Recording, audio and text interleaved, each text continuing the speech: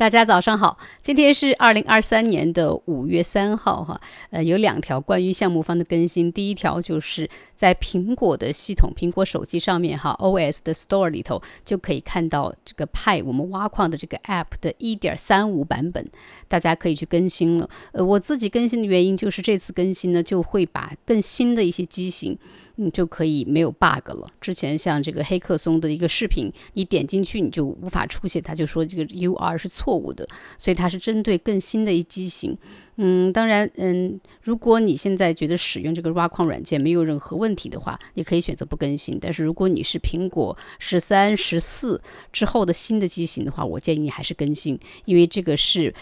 让整个挖矿软件跟上潮流，可以适应最新的苹果的手机。那至于这个安卓手机它什么时候推出，是不是安卓的新的手机也会去兼容，这个要之后才知道。但是如果你是用的苹果13和14之后的手机的话，我建议你是马上就更新的，这样的话所有的内容都可以很流畅的去看到了。这是第一个更新。另外一个呢，就是大家都看到了哈，这个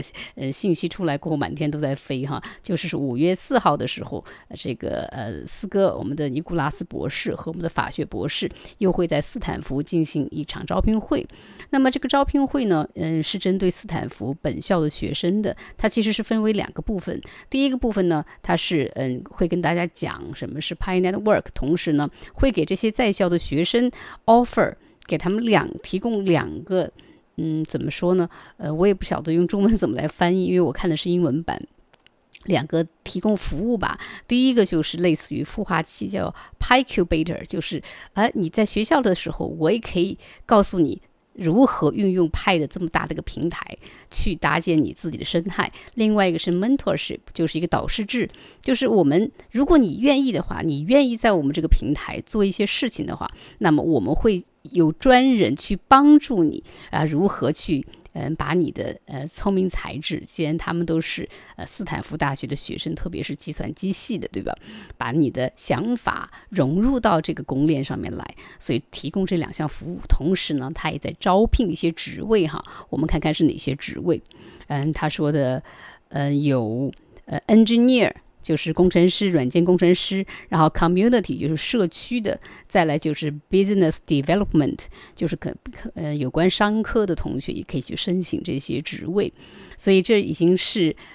第2次在斯坦福大学正式的进行这样的招聘会。上次是2022年10月3号我去参加了，这次我就不去了，因为我看一下内容大概是差不多，当然会有很新的内容推出来，我也很想去听。但是呢，现在小谢老师已经是生态的一个主管，我现在真的是事务很繁忙，希望以后呢项目方有相关的活动的时候，我也可以申请去参加一下。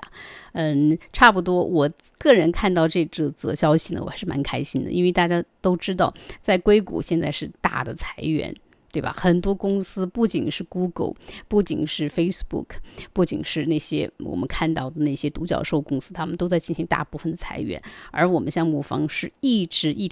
不停的在招人，从之前的几个到10几个，到去年已经增加到了40几个核心团队的成员，相信这次招聘过后可能会达到50-60个。